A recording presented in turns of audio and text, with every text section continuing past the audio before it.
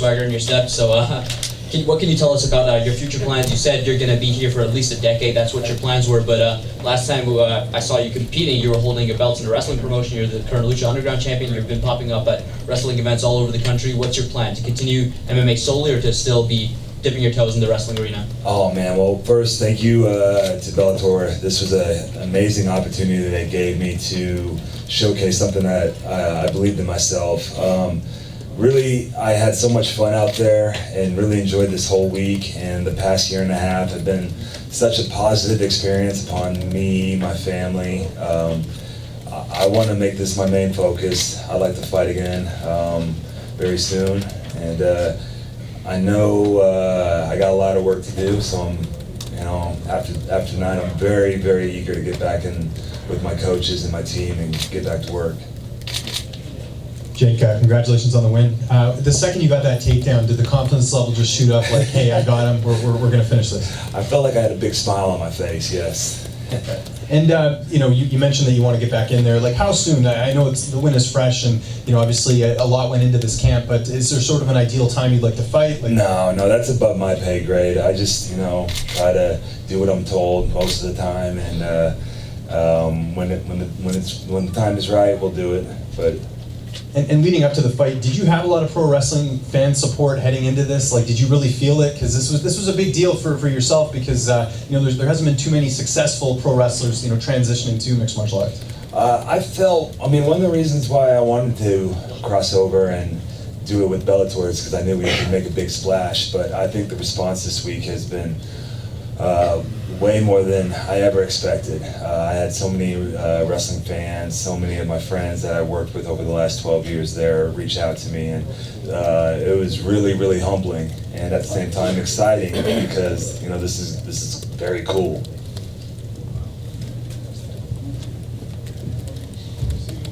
Hey Jake, how did it feel in there first time? I mean, was it comparable to being in a WWE ring? Like, what was just the feeling when you entered into the cage and there? Yeah, I was having a lot of fun. I felt like I was going to worry about people looking at me a little bit, and that was going to affect my game plan or whatnot. But my team, my coaches did a great job beforehand. I felt very focused. I felt zeroed in on my opponent, and when I went out there, it was almost like quiet to me. And so that was surprising, because usually with a wrestling match, you're trying to remember every single super kick that you have to do. And you said you want to fight again soon. I mean, what level are you looking to fight at? Because obviously, your opponent tonight was 1-on-1 as a pro. Do you continue to want to fight someone who has that level of experience, or do you want to kind of work your way up now? Yeah, again, above my pay grade. I'll be the first to say I have a lot to improve on. I think it's very exciting where I'm going to be in 6 months, where I'm going to be in a year, where I'm going to be in a year and a half. Maybe at that time I could fight someone like Ryan Bader. I mean, what a great performance tonight. Did you know Ryan at all from He was at Arizona State when I was at Oklahoma. He was the 197-pounder. I was the 285-pounder at Oklahoma, so we didn't get the tangle at all. Last thing for me, I don't know if you saw the photo from the WWE locker room. I guess they were rooting you on. So I think Keith Slater might have tweeted it out. Did you see that? I haven't picked up the phone yet. Just kind of been smelling the roses. Thanks, Jake. Jake, congrats on the win again. Speaking of your game plan, your ground and pound seemed very deliberate, very measured. You weren't going crazy, but the shots that you were landing were really impactful and definitely helped set up the finish. Was that something you specifically trained on, or was that just something you found yourself in the moment trying to be measured and trying to slow down? No, that's something that we specifically trained on. We wanted to use the cage, and from the beginning, he put his back to the cage very quickly. And so I kind of felt like he was going to try to sucker me in with something. But once we got on top, we knew he wasn't getting back up. Very comfortable there. A lot of familiarity there.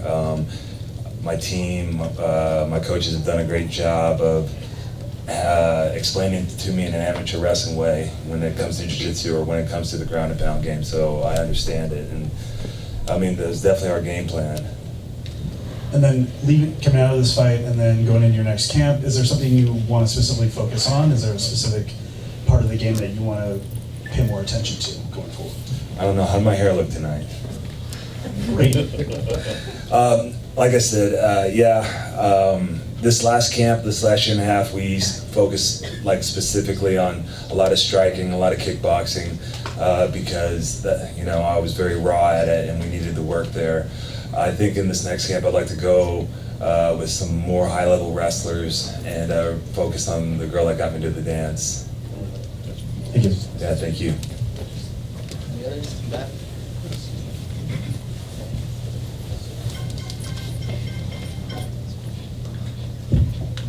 Hey, Jack, back here.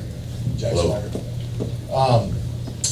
Earlier this week, you were in pretty good spirits. You were very happy, you know, about this whole experience and everything. But fight day can be very nerve-wracking. What was your day like today, leading up to the walk to the cage?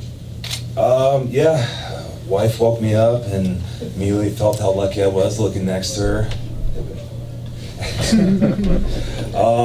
I was really calm today. I felt like I related it a lot to this whole week. I related it a lot to a WrestleMania week. You know, very big match. This was definitely the biggest fight of my life, and so I relied on that experience a lot for today.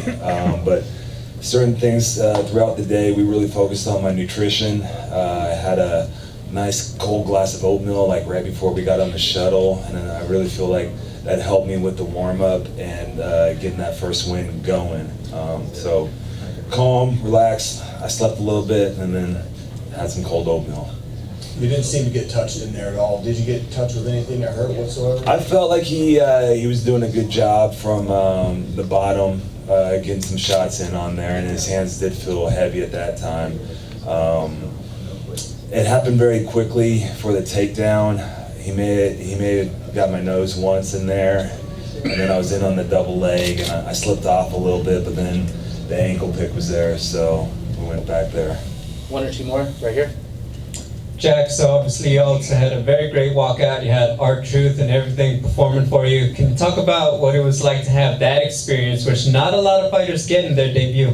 Yeah, Ron Killings, R-Truth, what an amazing performer. His music career is just like, it's so fun to watch. It's very cool to have one of your best friends out there on your first fight on this huge platform that Bellator provided in Los Angeles. I mean, that's like a storybook moment that just happened. Very excited. I told him that I wasn't gonna listen to him because I might tear up, and I was like, I gotta be, you know, game-faced then.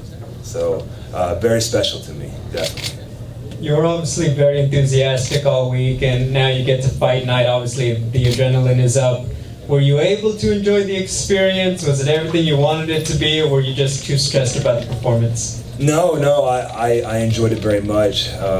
When we got to the building, we got here about 4:30. Everything happened very fast. Before I knew it, it was 6 o'clock and we were going live.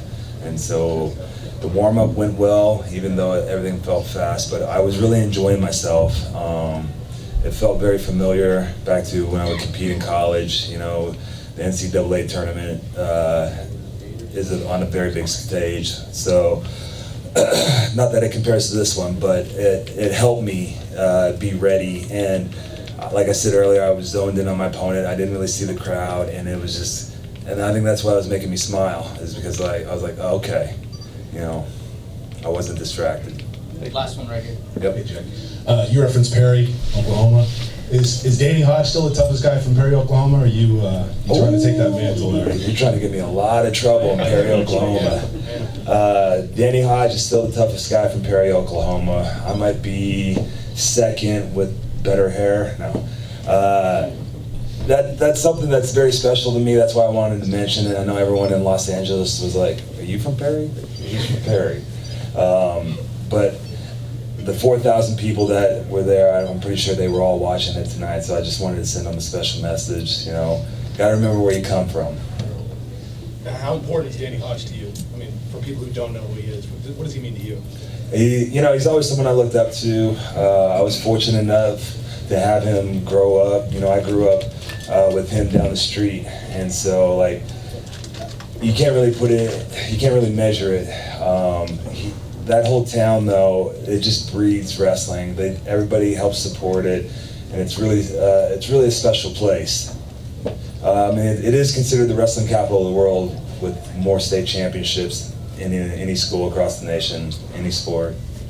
Yeah, I said it. That's all. Sorry. Thanks, Jack. All right, thank you guys. Thank you. The people.